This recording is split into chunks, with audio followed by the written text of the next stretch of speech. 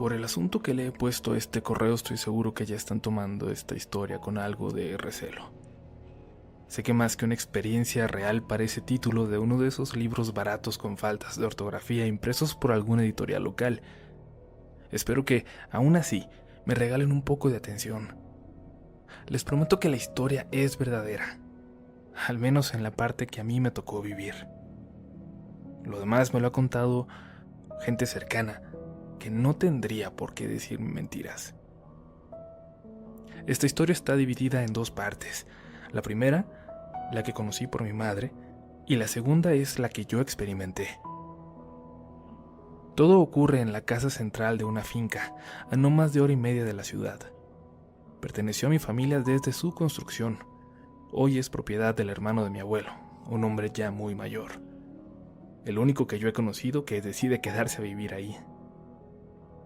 Está rodeado de cuidadores y empleados, porque funciona aún hoy como un lugar turístico. Se alquila para bodas, eventos e incluso para la filmación de comerciales.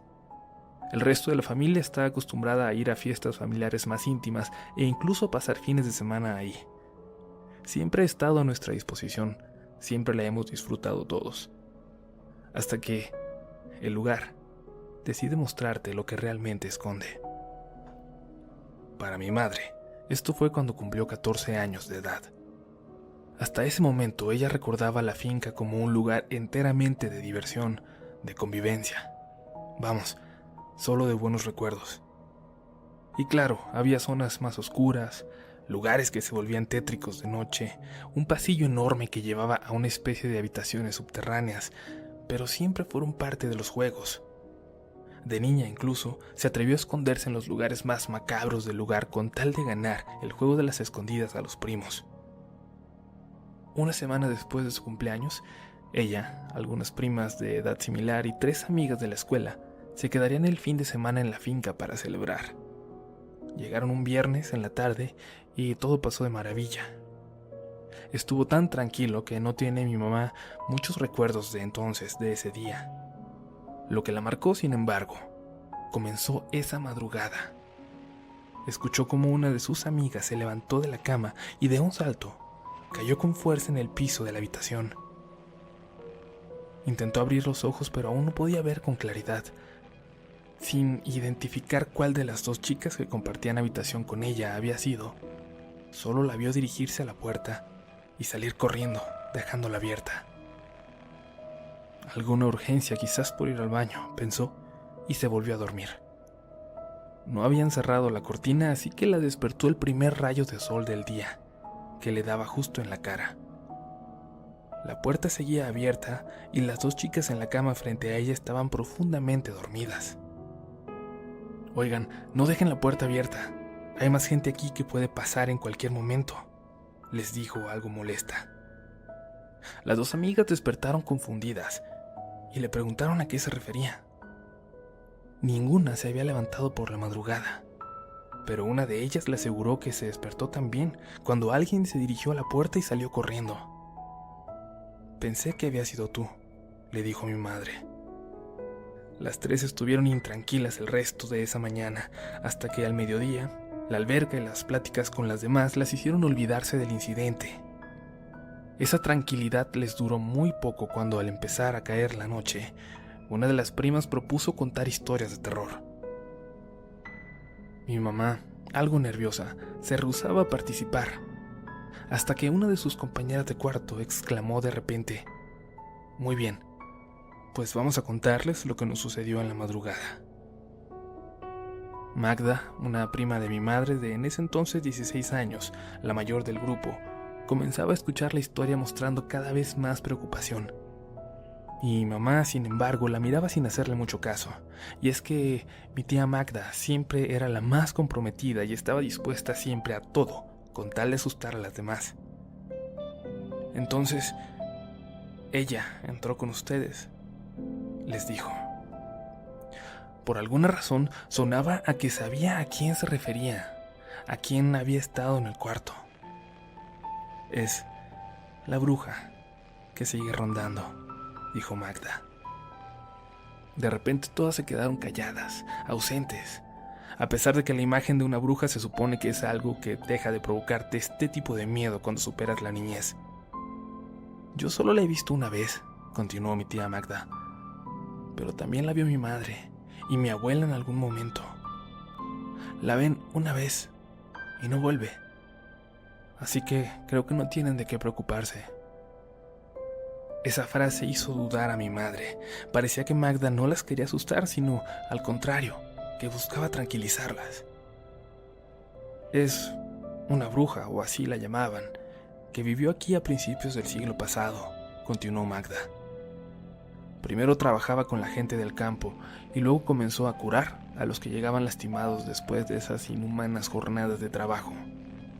Pero luego pasó algo muy malo. La primera esposa de nuestro algo, ya perdí la cuenta, estaba por dar a luz. Era una niña de 15 años apenas y se sentía insegura, por lo que llamó a esta mujer para que la asistiera. Sin embargo, cuando llegó el médico, corrió a la mujer y ésta luchó por quedarse en la habitación sin lograrlo. Estaba enloquecida. Nunca antes nadie la había visto así. Entre dos trabajadores la llevaron hasta su cuarto y la encerraron, quedándose en la puerta para vigilarla por orden del patrón. Luego de varias horas de labor, todo se complicó, y el médico le dijo al dueño, a nuestro ancestro, que solo podía salvar a uno de los dos, al bebé o a la madre. Salió al niño, le dijo sin dudarlo, y se alejó de la habitación. El médico eso intentó, provocando heridas para rescatar al bebé que acabaron en segundos con la madre. Sin embargo, el niño tampoco sobrevivió. El padre regresó furioso al enterarse y se abalanzó sobre el médico, pero un llanto de mujer que inundaba cada rincón de la finca, detuvo por completo su furia. Esos quejidos parecían salir del cuarto de la bruja, pero a los pocos segundos, uno más se le unió. Era un llanto de bebé saliendo de ese mismo cuarto. El patrón, el médico y varios trabajadores se acercaron llenos de confusión al lugar, a esa puerta, pero cuando la abrieron, la habitación estaba completamente vacía. Los dos hombres que la resguardaban juraban que en ningún momento vieron que nadie salió. El patrón entonces se fue a la ciudad, casi muriendo de tristeza, donde años después conoció a otra mujer y tuvo descendencia, esa que llega hasta nosotros. Pero aquí las cosas, en la finca, nunca volvieron a la normalidad. En este momento todas las chicas miraban con atención a Magda, que parecía contar la historia como si hubiera estado ahí, y continuó. A la bruja se le volvió a ver. Aparecía de repente caminando por los senderos cercanos, escapándose a los árboles cuando se topaba con los capataces del lugar. Cuando aquel hombre que había perdido a su mujer y a su hijo ya rozaba los 90 años de edad y ya tenía incluso nietos, la mujer bajó una vez más de los cerros y se acercó demasiado a uno de ellos, al nieto menor. Le habló para que fuera con ella. Sin embargo, una de las nanas, sin conocer la historia, la vio, llamó a los trabajadores que se encontraban cerca, que persiguieron a esta misteriosa mujer hasta darle alcance a unos kilómetros de la finca. Cuando la trajeron hasta el patrón, a pesar de la edad, pudo reconocerla en el momento, aún más de 50 años después. Antes de que pudiera decidir qué hacer con ella, los trabajadores comenzaron a decir que era una bruja y la culparon de los niños perdidos en el lugar y en los alrededores. Esa misma noche la quemaron, por instrucción de un capataz. Y aunque el patrón no dio ninguna orden, tampoco se los impidió. A los pocos años el patrón murió, dejando a cargo a su hijo mayor de la finca. Sin embargo, los relatos de esa mujer caminando en los senderos, en el camino principal y a veces dentro de la finca, continuaban contándose entre los trabajadores, incluso cuando no quedaba uno solo de aquellos que la vieron quemarse viva aquella terrible noche. Estos relatos, sin embargo, ahora siempre incluían ese macabro detalle. La mujer que se veía caminando por los alrededores estaba completamente quemada. Yo la vi, dijo Magda, Y cuando se lo platiqué a mi madre me contó esta historia. A ella se la contó la abuela. Y ahora la sabes tú. Y ahora ustedes también la han visto. Todas guardaron silencio. A mi madre le costaba incluso trabajo respirar. ¿Tú cómo la viste, Magda?, preguntó una de las amigas de mi madre rompiendo el silencio. Yo tuve suerte. No me la topé tan cerca como mi madre o como ustedes. Yo la vi cuando tenía 12 años o un poco más. Comenzó como una figura que caminaba entre los árboles muy tranquila a la mitad de la tarde.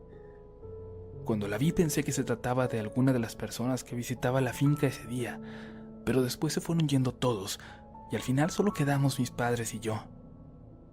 Ese día solo había aquí un par de trabajadores, ninguna mujer. Yo platicaba y comía con mis padres, pero no podía evitar ver de reojo esa figura que seguía caminando entre los árboles. Cuando me decidí a voltear y a verla con claridad, la vi parada de frente a nosotros, a unos 100 metros, detrás de esas fuentes, ya entre los árboles. Sin embargo, podía verla con claridad. Parecía estar vestida de negro. Parecía estar toda ella pintada de negro. Sus brazos, su cara, su cabello. No sé cómo explicarlo, pero hubiera podido jurar que se trataba de una sombra. Y sin embargo, podía notar también ciertos destellos de color rojo en ella. Sin decirle nada a mis padres, comencé a caminar hacia allá. Y al acercarme a solo unos cuantos metros, ella caminó de lado, sin dejar de verme, para quedar oculta detrás de un árbol. Seguí caminando hacia allá, sin perderla de vista, esperando que saliera caminando por algún lado, pero no lo hizo y de pronto ya estaba yo frente al árbol. Y ella, justo detrás. Muy despacio le di la vuelta, pero ya no había nadie ahí. En ese momento mi mamá notó mi ausencia y se acercó rápidamente a mí. Vi a una señora, le dije. Estaba aquí, vestida de negro. Mi mamá me pidió que no me acercara si volvía a verla, y pasaron 2 años más para que ella se atreviera a contarme su encuentro con ella y a tratar de explicarme de quién se trataba. Cuando ella la vio, empezó a sufrir un calor terrible una noche, como si el cuarto se hubiera llenado de brasas. Se despertó sudando, completamente empapada, y se levantó. Se quitó el camisón y se acercó al espejo. Lo que vio a continuación la ha perseguido por siempre. Se tocó la cara y vio, horrorizada, cómo su piel estaba completamente quemada, y en medio de su horror, su cara, en el espejo, comenzó a moverse por su propia cuenta. El reflejo bajó las manos y comenzó a sonreír. O al menos, eso se adivinaba a una sonrisa entre las mejillas inexistentes que dejaban gran parte de los dientes al descubierto. Dio un paso atrás y pareció salir de un trance, y entonces notó que no estaba parada frente al espejo al que según ella se había dirigido. Estaba parada frente a la ventana, y esta mujer quemada le sonreía desde afuera. Sus padres entraron en ese momento apresurados al escuchar sus gritos. Les dijo lo que había visto y abrieron la ventana. Su padre incluso salió por ella de un salto buscando alrededor a la intrusa, pero nunca se volvió a ver. Y esa fue la única vez que la vio mi madre. Cuando la tía Magda terminó esta historia, mi madre notó que estaba empezando a sudar frío. Se sentía totalmente incómoda y les dijo que ya era hora de dormir. Convenció al menos a las 2 chicas con las que compartía cuarto, y es que a pesar de que no era tarde, ninguna estaba dispuesta a deambular ya por los pasillos oscuros de la finca y ninguna quería dormir sola. Al llegar a la habitación, como pudieron, platicaron de otras cosas durante casi 2 horas, hasta que el sueño las fue venciendo una a una. Pero antes de que pudiera empezar a tener un mal sueño siquiera, un calor insoportable despertó a mi mamá. Cuando abrió los ojos, no pudo ver nada, pero sabía que había algo, alguien, en la oscuridad, justo en el centro de la habitación, en medio de ambas camas. Perdón, perdón por lo que te pasó. Lo lamentamos todas, dijo mi madre. No había respuesta, pero sí, alcanzó a escuchar entonces una respiración desgarrada proveniente de esa oscuridad. Estaba justo en el centro, así que era imposible, completamente imposible, pensar en correr hacia la ventana o hacia la puerta sin tener que pasar a través de ella. ¿Qué quieres?, preguntó una de las amigas desde el otro lado de la habitación, y entonces, en esa aparente oscuridad, mi madre pudo notar la figura de una mujer que se dio media vuelta para quedar de frente a la otra cama. Apenas podía notarla, pero sentían todas un calor horrendo inundando la habitación. Vio, o más bien sintió, porque la oscuridad era total, que esa cosa en el cuarto se dirigió de repente a una de las esquinas. Y entonces, la sensación de calor se fue de repente. Mi madre atravesó de un salto la habitación para lanzarse a la cama de las chicas, que gritaron antes de darse cuenta de que se trataba de ella. Pasaron en vela el resto de la noche y a primera hora pidieron que las regresaran a la ciudad. Mi madre tardó meses en volver, pero nunca más vio algo en el lugar. Terminó por explicarme esta historia el día que a mí me tocó experimentar algo en el lugar. Historia que espero contarles en otra ocasión si así lo desean. Mientras tanto, gracias por leerme. Amigos, amigas de Relatos de la Noche, gracias por escuchar esta historia y no olviden comentar qué les pareció aquí abajo en la sección evidentemente de comentarios. Recuerden que es la mejor forma de mejorar para que nosotros tomemos en cuenta todos sus apuntes y sus sugerencias. Y como no hubo video ayer sábado, recuerden que estas semanas habíamos estado subiendo 2 cada fin. No hubo porque estábamos en Chihuahua todavía, así que vamos a tratar de compensarlo con una transmisión en vivo en estos días. Ojalá que dé al menos una hora para poder platicar con ustedes en tiempo real. Si les gusta la idea, recuerden escribirnos al Facebook de Relatos de la Noche, a mis redes sociales personales, si quieren Twitter sobre todo, que es donde podemos entrar en contacto más directo. Ya saben que todos los links para que nos encuentren están aquí abajo en la descripción de este video.